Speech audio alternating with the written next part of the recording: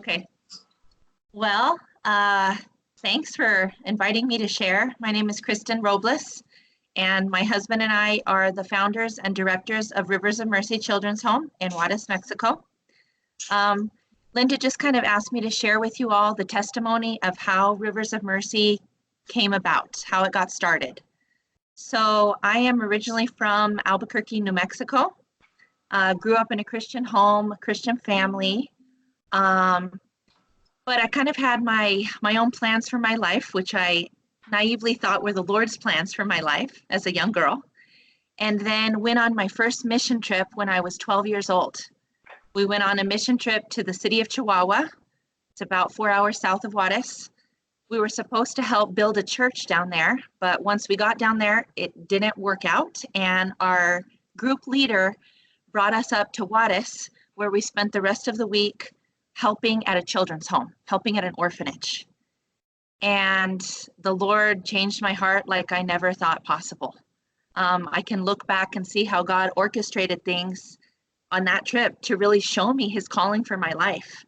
I just feel like the Lord on that mission trip gave me a love for the children in Mexico, for the culture, the language, the people, and just really showed me that he wanted me to be Jesus's hands and feet to needy, suffering children.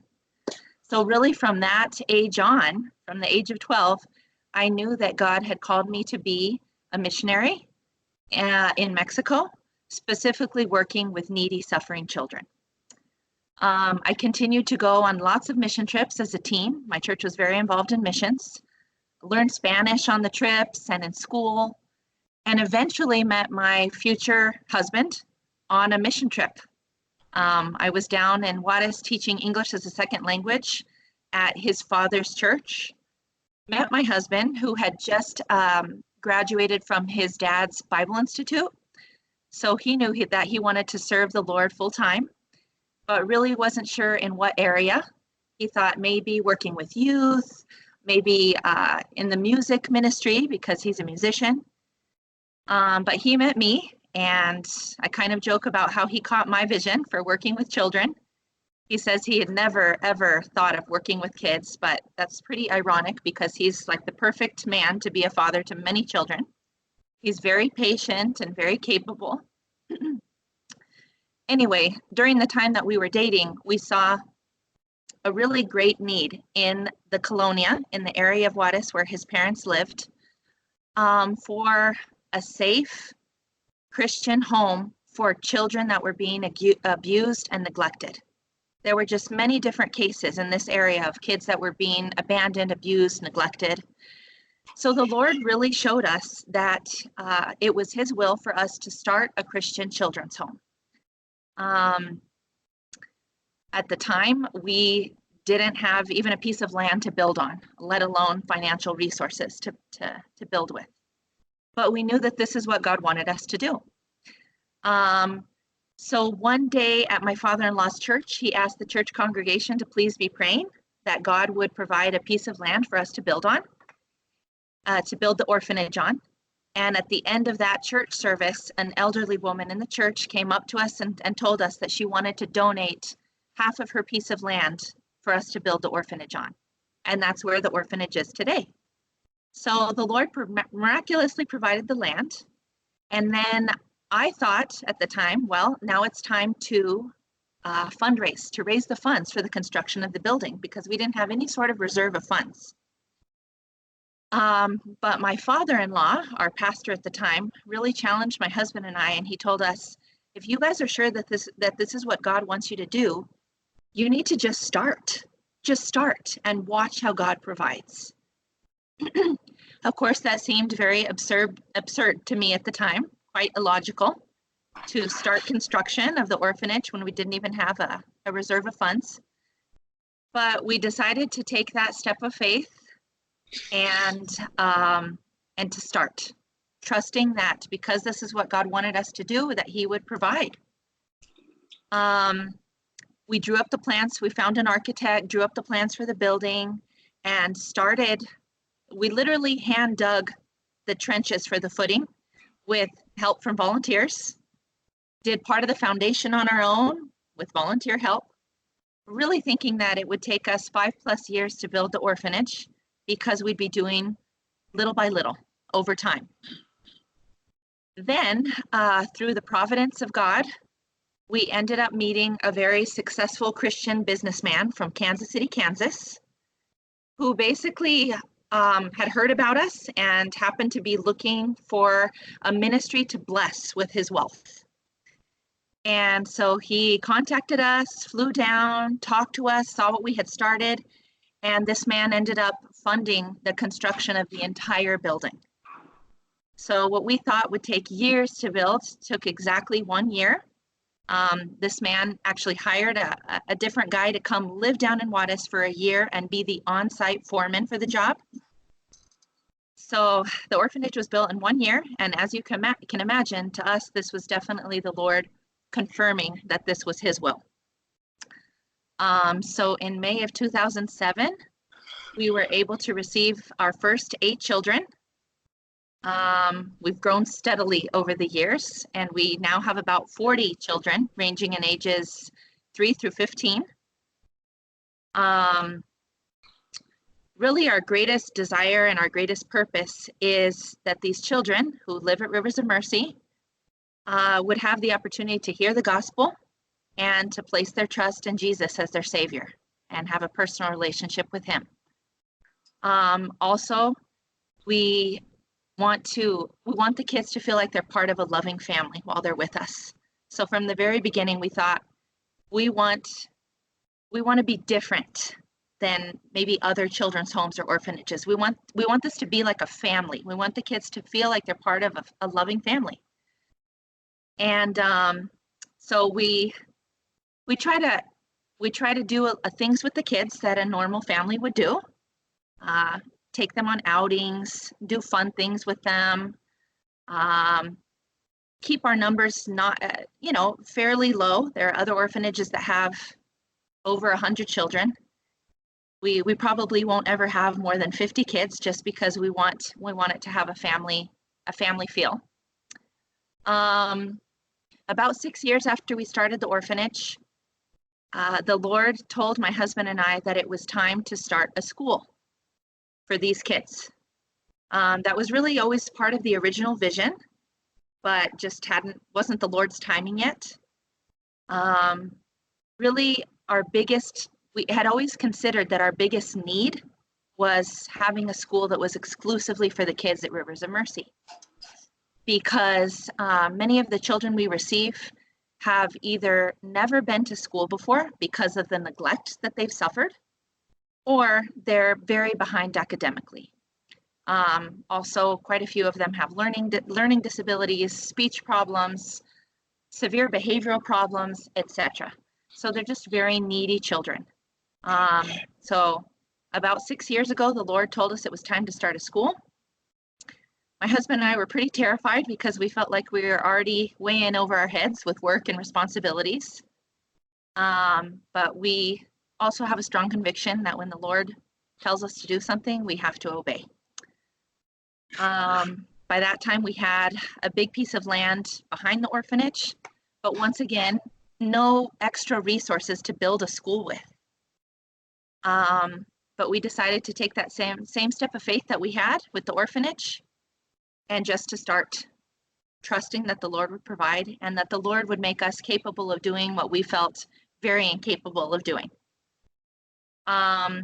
We drew up the plans for the building. We started leveling out the back piece of land. And I kid you not, one day a man came to our gate. We didn't know him. He didn't know us. He'd seen something on the news about Rivers of Mercy and had come wondering how he could help. Obviously, when most people come wondering how they could help, they maybe want to provide some groceries or come volunteer. But during our first conversation with this man, we were able to pull out like a general layout that we had for the back piece of land and say, this is our vision. This is where we'd like to have the school building. This is where we'd like to have a basketball court, an industrial-sized playground, etc. And during our first conversation with this man, he agreed to fund the construction of the school building. And that was just amazing to us because number one, he was not a believer. And so it really struck me how the Lord can even put in the hearts of unbelievers the needs of his children and provide for the needs of his children. And then also what was just amazing to us is that how God does things in a way where there's absolutely no other explanation than that he did them, like bring this man who didn't even know us to our gate, so that God can receive all the glory. So we were able to build the school with the help of different groups, teams, individuals. And we were able to get accredited as a school by the Mexican government. The Lord just really facilitated that process. And now we have a school where we have kindergarten through 6th grade. 6th grade in Mexico is the last grade of elementary. So we have kindergarten and all elementary grades at our school. And the school is exclusively for the kids at Rivers of Mercy because of what I mentioned, just our kids being so needy. So having our school has been exactly what the kids need. They're able to receive a very personalized education. There are small class sizes, and they're just able to receive a lot of one-on-one. What else? We have about 6 teachers right now. The Lord has been, one of my fears was, where are teachers going to come from? But the Lord has been faithful and has provided excellent teachers. And then right now we actually have kids in middle school and high school as well. These are kids that have been at Rivers of Mercy for years and basically are going to end up growing up into adulthood at Rivers of Mercy. So our oldest girl at the orphanage is 15 years old. She's in high school and she's been with us since kindergarten. So our middle schoolers and high schoolers go off-site to private Christian schools. There's not a great public school system in Juarez, so what we do is look for people to help sponsor their education, their high school and middle school education. Maybe I'll just explain a little bit about how we receive the kids at Rivers of Mercy. So about half of the kids that we have come from the Mexican government, the Mexican Social Services. These are kids that in the US would be in foster care, in the foster care system. Kids that have been taken away from their homes and their families because of abuse, neglect, or abandonment. So about half of our kids come from that sort of situation, and they are kids that will never be going back to their family. So either they may be adopted or they will end up growing up at Rivers of Mercy into adulthood. And then roughly the other half of the kids that we have just come from very needy, precarious life situations. Children of single moms or single dads who have no relatives in the city, absolutely no help with their children, and they can't both work to provide for their children and care for them at the same time. So these are kids that if they weren't at the orphanage, would be home alone, probably not in school. So they really also have the need to be at an orphanage. Some of those kids go home on the weekends with their mom or dad or grandma, but most of our kids live at Rivers of Mercy full time. And then about 2 years ago, the Lord opened doors for us to be able to purchase a new piece of land, big new piece of land that's right next to the land that the orphanage is on. And we've drawn up plans for buildings on that piece of land. We're planning on building a big dorm for teams that come down, like you all, with rooms for men, rooms for the women, bathrooms, like a common kitchen and living area. Right now, when teams come down, we have them stay in the school building, but obviously that's not ideal, especially when the kids are in school. That can get complicated. And then the other building on the new piece of land will be additional staff housing and housing for the older kids that grow up into adulthood at Rivers of Mercy. So it's just been really neat to see how the ministry has grown over the years. And really everything that is at Rivers of Mercy, everything that you all will see at Rivers of Mercy when you come down is just a work of God. So that's the testimony of Rivers of Mercy in a nutshell.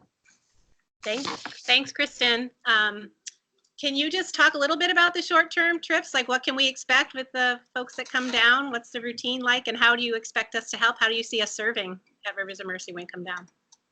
Okay, sure.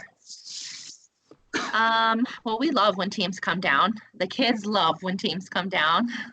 As far as the team from your all's church, we have several things in mind. We're hoping to have you guys start on the new piece of land. Not sure exactly what that will look like yet. My husband and I are working to do some prep work, to get some prep work done on that piece of land, so you can some way help with construction or getting started on the new building, whether it be leveling out the land or possibly helping with the footings. I'm not sure how advanced we'll be in the prep work once you guys come down, but we're working on it.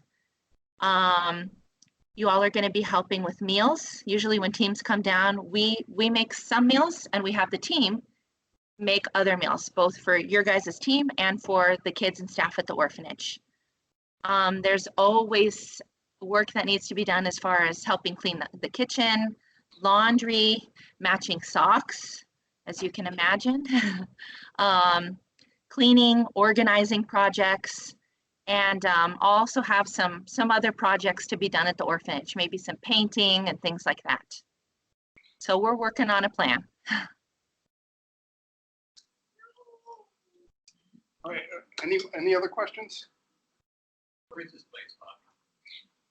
He asked where it is. Where's Juarez? Okay, so Juarez is right across the border from El Paso, Texas. We are located on the very west side of Juarez. So if you cross at one of the border crossings on the west side of El Paso, we're just a 10-minute drive from that border crossing. All right, any more? How do you do meals so that it seems like a family? So Yeah, I heard the question. Thank you. We all eat together. We always tell our staff and guests and volunteers to eat with the kids, because if we don't eat with the kids, we never get a chance to eat. So we just all sit down and eat together. Kind of going back to Linda's question about what you can expect. You guys will be coming when the kids are in school. So early in the morning, our high schoolers and middle schoolers will be leaving for school. My husband takes them every day. Then the rest of the kids, the elementary kids at Rivers of Mercy, we get them up at 7 o'clock. We have staff members that do that. They get ready from 7 to 8 in the morning. We all have breakfast at 8. And then their school day is from 9 a.m. to 2:30 p.m. Each class has a half-hour recess where they have, play outside on our playground, have snack. And then we actually don't have lunch until 2:30 when the kids get out of school. There's about 3 days a week when the kids have an extracurricular activity. So one day they have what we call clubs. There's a music club where they're learning voice and guitar. And then there's an art club. So it's an art class. A different day of the week, they all go to swimming lessons. So we transport, 2 vans of kids to swimming lessons. And another day of the week, they have PE after school hours. And then all of our kids have Bible class as part of their school day. So, in the evenings, the kids eat dinner around 6:30. And then after dinner, they usually have free playtime outside when it's nice, it's not so hot. And then they all shower. Our staff helps out with that. And then on school nights, they're usually in bed by 8:30. So that's kind of what you can expect. You got pictures? Do I have pictures? Yes. We actually have some pictures. We'll show them a little bit later. So yeah, you're off the hook. Okay, thank you. I wasn't sure how I was going to show pictures while I'm Skyping. Are all your teachers from Mexico? No, not all of our teachers are from Mexico. For instance, we have one young woman who is a full-time missionary with us, and she's from Maine, the state of Maine. She has a teaching degree from the States. She's been with us for, maybe going on 4 years now, and she's learned Spanish since she's come down to Rivers of Mercy, and she's our kindergarten teacher. My degree is in bilingual elementary education, so I was a classroom teacher for years, and now I'm just the principal. Several of our teachers are staff members of ours that have been with us for years, and I've kind of trained them to be teachers. They've learned through experience, and they're now attending college in the evenings to get a teaching degree, a degree in education. So thankfully, the government has some flexibility with us because we have an orphanage, because of the kids that we work with. So not all of our teachers have teaching degrees yet, but they're working on it. So yeah, we've had teachers who are full-time missionaries with us from the States and others from Mexico.